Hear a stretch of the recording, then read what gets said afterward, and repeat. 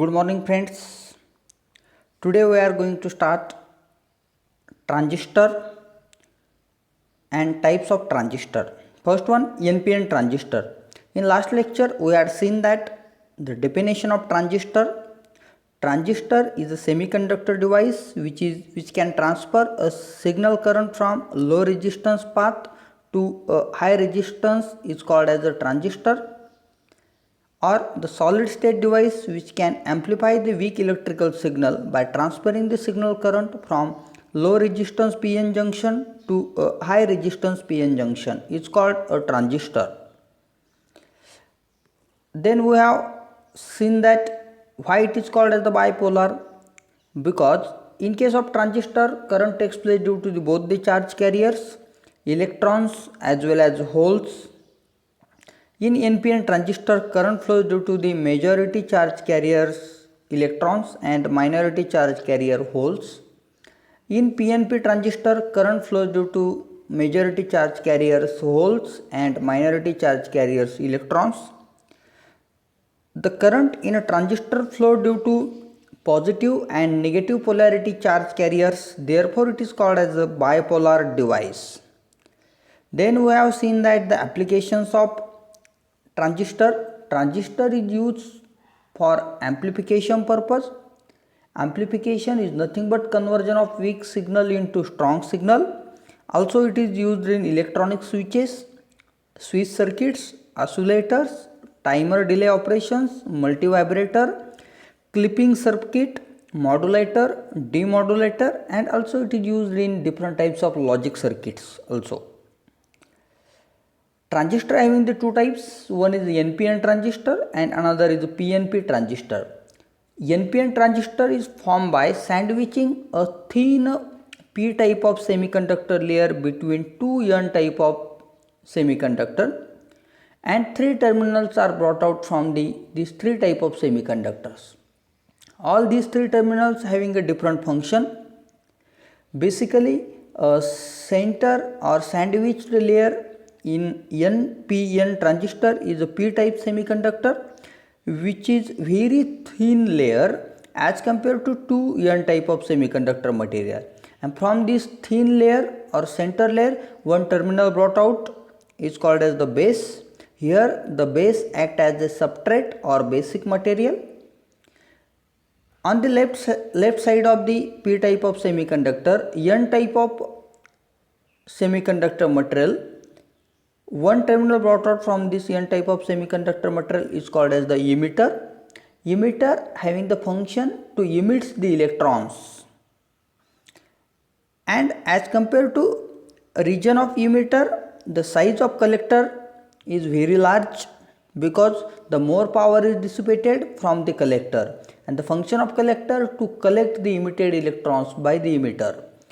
This is the structure of NPN transistor. The same we can see the structure of PNP transistor. Okay, these are the symbols of NPN and PNP transistors. Here both the symbols are looking same, but the arrowhead direction is different. In case of NPN transistor, arrowhead direction is outward, and in case of PNP transistor, arrowhead direction is inward. इथे एक गोष्ट लक्षात ठेवायची आहे की जे terminals आहेत त्या प्रत्येक टर्मिनलचं फंक्शन हे वेगवेगळं आहे, त्यामुळे आपल्याला त्याचे लोकेशन्स चेंज करता येत नाहीत. फक्त इमिटर आणि कलेक्टरचं लोकेशन जरी चेंज झालेलं दिसत असेल तुम्हाला, तरी इमिटर टर्मिनलवरती जो ॲरो आहे तो आपल्याला कलेक्टरवर घेता येत नाही, because of this is the flow of direction of current. Okay, here the transistor will operate in different regions, because आत्ताच आपण बघितलं की NPN ट्रान्झिस्टर जो तयार झालेला आहे तो दोन जंक्शनने तयार झालेला आहे, एक बेस इमिटर आणि दुसरा बेस कलेक्टर. तर यामध्ये दोन जंक्शनमध्ये ऑपरेशन होत आहे. तर ते दोन जंक्शनमध्ये जेव्हा आपण सप्लाय अप्लाय करू, NPN transistor is nothing but it is a combination of two diodes. Okay, तर ज्यावेळेस यामध्ये ऑपरेशन होणार आहे त्यावेळेस आपण त्याला काहीतरी सप्लाय अप्लाय करणार आहोत. तर सप्लाय अप्लाय केल्यानंतर आपल्याकडे दोन टाईपमध्ये सप्लाय आपण अप्लाय करतो, फॉरवर्ड बायस आणि reverse bias.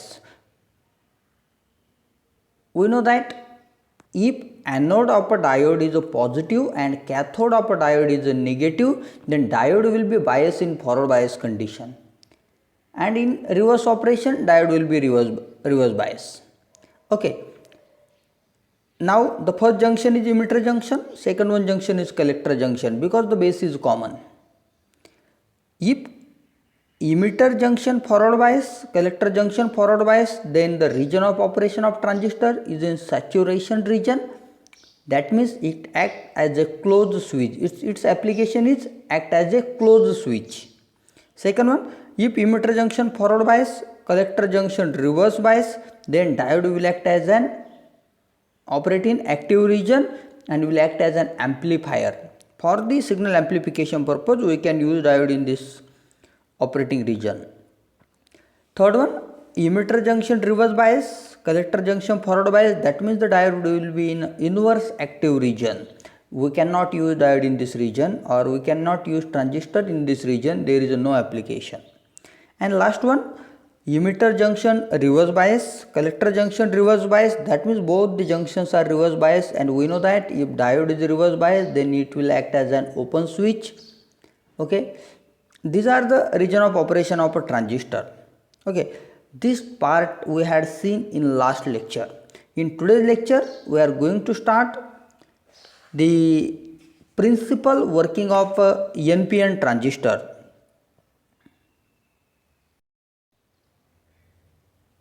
Now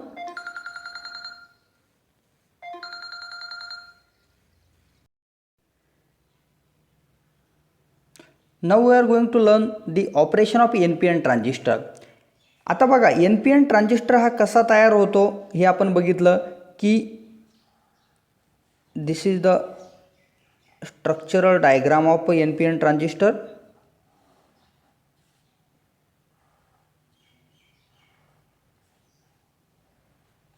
This is N type semiconductor, this is P type semiconductor, and this is N type semiconductor. एक terminal, these are the contact leads.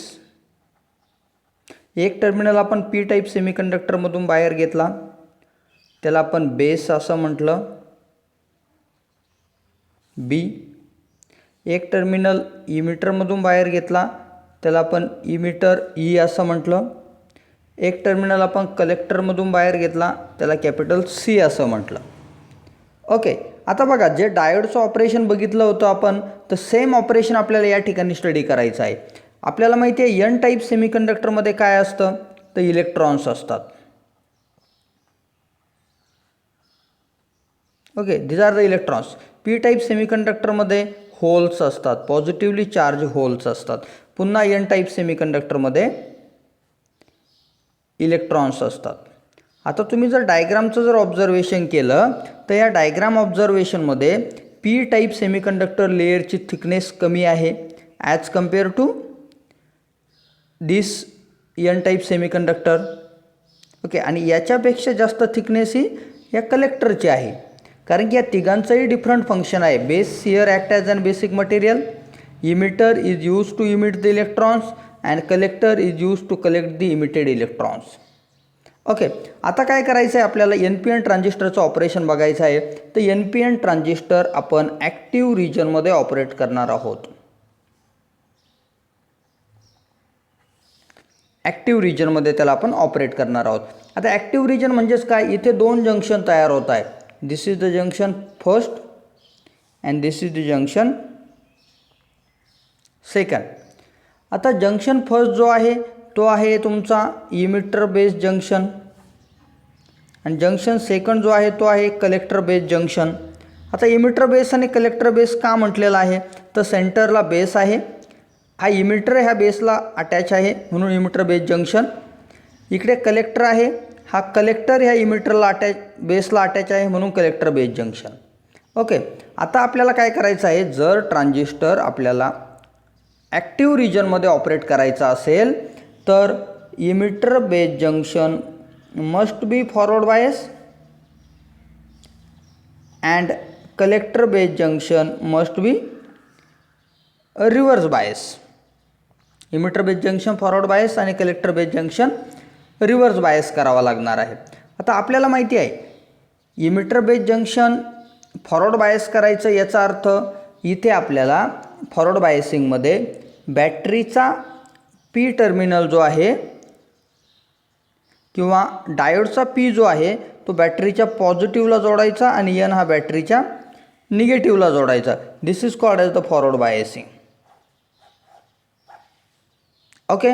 आणि in case of reverse biasing P हा बॅटरीच्या निगेटिव्हला जोडायचा आणि N हा बॅटरीच्या positive टर्मिनलला आपण जोडत असतो. Okay. This is the fundamental of forward biasing and reverse biasing. आपण हे ऑपरेशन थ्रू स्टडी केलेलं आहे. ओके. आता इथे काय करायचं आहे आपल्याला, एन पी एन ट्रान्झिस्टर हा फॉरवर्ड ॲक्टिव्ह रिजनमध्ये ऑपरेट करायचा आहे. म्हणजे ॲज अन ॲम्प्लिफायर म्हणून त्याचं ॲप्लिकेशन जर बघायचं असेल तर emitter base junction forward bias करायचा. Emitter base junction forward bias म्हणजे हा पी टर्मिनल आहे, पी हा बॅटरीच्या पॉझिटिव्हला कनेक्ट करायचा आणि एन हा बॅटरीच्या निगेटिव्हला कनेक्ट करायचा. Okay. This is the forward biasing. Okay. आता हा इमिटर टर्मिनलला कनेक्ट केलेला आहे म्हणून आपण याला VEE म्हणणार. VEE हा एक्सटेन्शन बॅटरी इथे यूज केला जाते म्हणून डबल अटॅच केला आहे आपण. आता दुसरा रिजन हा झाला फॉरवर्ड बायस. दुसरा रिजन आपल्याला रिव्हर्स बायस करायचा आहे. तर रिव्हर्स बायस करण्यासाठी आपण काय करणार, एन हा बॅटरीच्या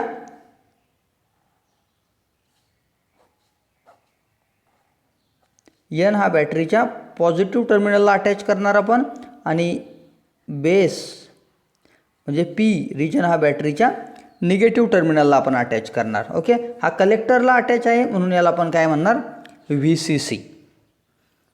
okay. This is the circuit construction of NPN transistor bias for active mode operation.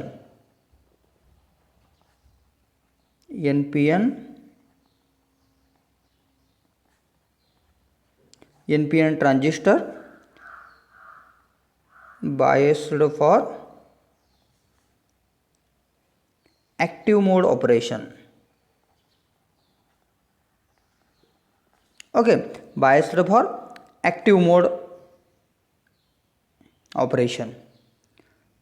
Now how this NPN transistor will work? What is the fundamental? लक्ष द्या, या ठिकाणी आपण पी टाईपला बॅटरीचा पॉझिटिव्ह अटॅच केलेला आहे आणि एन टाईपला बॅटरीचा निगेटिव्ह अटॅच केलेला आहे. आता आपल्याला या ठिकाणी फंडामेंटल माहिती आहे, पीमध्ये सर्व पॉझिटिव्हली चार्ज होल्स आहेत, एनमध्ये सर्व निगेटिव्हली चार्ज इलेक्ट्रॉन्स आहे. निगेटिव्ह एन टाईप सेमीकंडक्टरला बॅटरीचा एन अटॅच केलेला आहे. निगेटिव्ह या ठिकाणी रिपल्शन होणार आहे. ओके, म्हणजेच या ठिकाणी असणारे इलेक्ट्रॉन्स हे बॅटरीकडे येण्याऐवजी it will fall into this P region.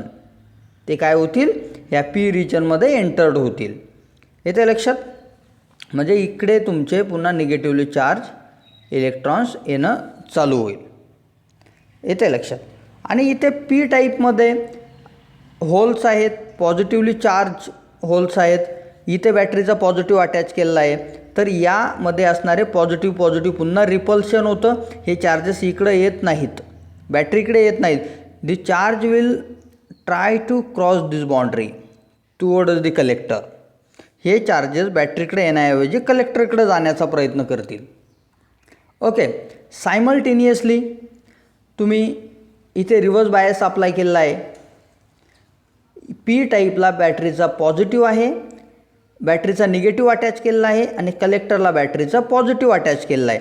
आता पी टाईपमध्ये असणारे पॉझिटिव्ह चार्जेस हे बॅटरीच्या निगेटिव्हकडे अट्रॅक्ट होतील, कारण की पॉझिटिव्ह निगेटिव्ह अट्रॅक्शन असतं. ओके, म्हणजे यामध्ये असणारे काही प्रमाणातले जे बेसमध्ये असणारे काही प्रमाणातले चार्जेस आहेत ते बॅटरीकडे येतील. ओके, परंतु या एन टाईपमध्ये इलेक्ट्रॉन्स आहेत, इथे पॉझिटिव्ह चार्ज आहेत. एन टाईप्समध्ये इलेक्ट्रॉन्स आहेत, इथे बॅटरीचा पॉझिटिव्ह आहे, पुन्हा निगेटिव्ह पॉझिटिव्ह अट्रॅक्शन होतं. यामध्ये असणारे चार्जेस हे तुमचे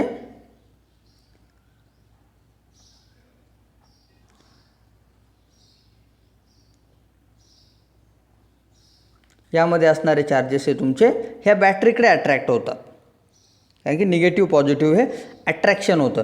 म्हणजे एक आपल्या लक्षात आलं असेल की ज्यावेळेस तुम्ही फॉरवर्ड बायस अप्लाय करता त्यावेळेस ह्या एन टाईप सेमीकंडक्टरमधले चार्जेस पी रिजनमध्ये जातात, पीमध्ये पॉझिटिव्ह होल्स आहेत ते रिकंबाईन होतात. ओके, आणि हा पी रिजन हा बॅटरीच्या पॉझिटिव्हला अटॅच आहे, पुन्हा पॉझिटिव्ह रिपल्शन होतं आणि जे चार्जेस आहेत ते कलेक्टरमध्ये डिपॉझिट केले जातात किंवा कलेक्टरमध्ये ट्रान्सफर होतात. याचा अर्थ काय की आपल्याला जो टोटल इमिटर करंट भेटणार आहे इथून फ्लो होणारा IE इज इक्वल टू यामधून फ्लो होणारा करंट ह्या दोघांच्या कॉम्बिनेशनने तयार होतो आहे, is nothing but IB plus IC. IE is equal to IB plus IC. Okay, म्हणजे आपल्या काय लक्षात येतं या ठिकाणी की बेस करंट जो आहे it is very negligible.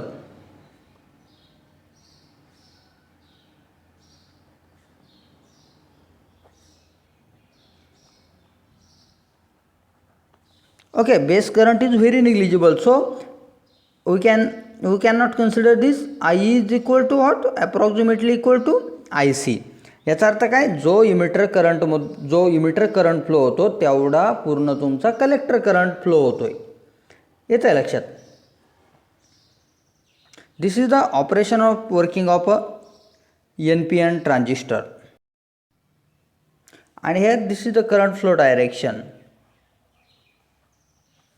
Okay, IE is equal to this IB plus IC, but IB is very negligible. We can consider it is an only 2% in the circuit. So IE is equal to what? Approximately equal to IC. This is the operation of working of NPN transistor. Okay, and this NPN transistor is operated in a forward active region. The application of a transistor in forward active region is an amplifier. Okay, we can use it as an amplifier. आता बघा, BJT circuit configuration म्हणजे BJT हा 3 कॉन्फिगरेशनमध्ये operate होतो.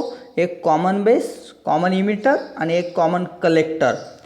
We know that every 2-port network required the 4 terminals.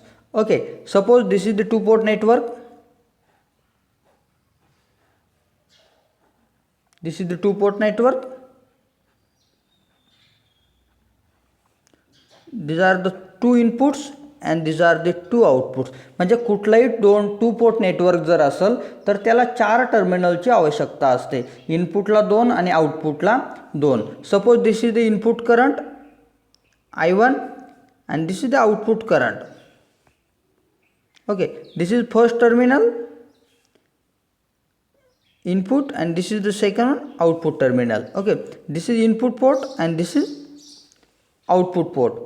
म्हणजे प्रत्येक input टर्मिनलला आपल्याला 2 टर्मिनल्स लागतात आणि आउटपुटला 2 टर्मिनल्स लागतात.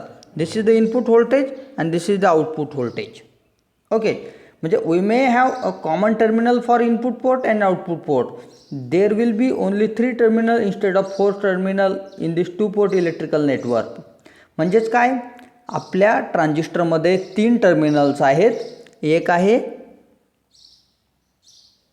बेस, दुसरा आहे इमिटर आणि तिसरा आहे कलेक्टर. आपल्या ट्रान्झिस्टरमध्ये 3च टर्मिनल्स आहेत, बेस, इमिटर, कलेक्टर. परंतु कुठलाही 2-port नेटवर्क जर तयार करायचं असेल तर ते तयार होण्यासाठी आपल्याला लागतात 4 टर्मिनल्स. ओके, मग जर समजा आपण या ठिकाणी या टर्मिनलला इमिटर म्हटलं, या टर्मिनलला कलेक्टर म्हटलं, तर हे राहिलेले 2 टर्मिनल जे आहेत त्याला आपण बेस म्हणू शकतो. ओके, इनपुटला आणि आउटपुटला, दोघंही इनपुट आणि आउटपुटला आपण एक कॉमन टर्मिनल घेऊ शकतो, त्याला ग्राउंड टर्मिनल म्हणू शकतो आपण. म्हणजे याचा अर्थ काय, पहिलं कॉन्फिगरेशन तयार होतं आहे तुमचं common base configuration, common base configuration. आता सेकंड पॉसिबिलिटी काय आहे, suppose this is the base terminal, this is collector terminal and remaining terminal is emitter. राहिलेला टर्मिनल कुठला आहे, इमिटर. म्हणजे याचा अर्थ काय, बेस इनपुट, कलेक्टर आउटपुट आणि इमिटर कॉमन घेऊ शकतो आपण. म्हणजे सेकंड वन कॉन्फिगरेशन काय आहे, कॉमन इमिटर कॉन्फिगरेशन, त्याला आपण CE असंही लिहू शकतो. थर्ड वन पॉसिबिलिटी काय राहिली आता, इथे बेस घेऊ शकता, आउटपुटला इमिटर घेऊ शकता आणि कॉमन तुम्ही कलेक्टर घेऊ शकता. म्हणजे बेस इनपुट, इमिटर आउटपुट आणि दोन्ही इनपुट आणि आउटपुटला कलेक्टर कॉमन आपण घेऊ शकतो. म्हणजेच काय, common collector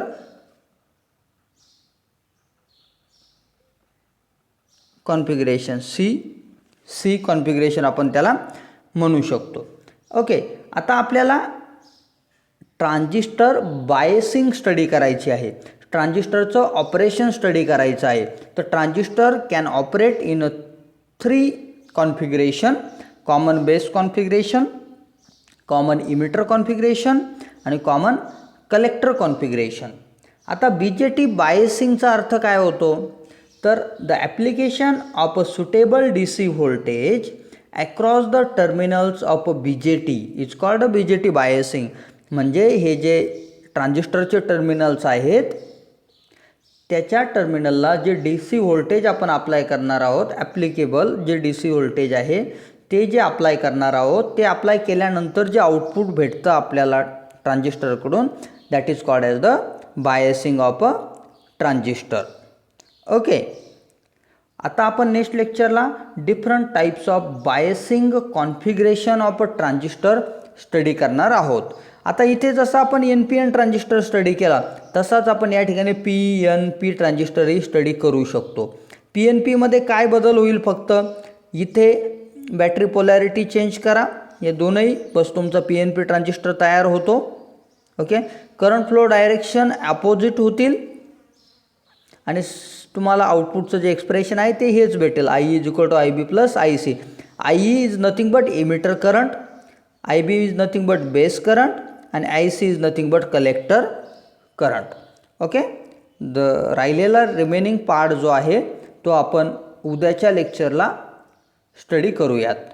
okay, thank you to all of you.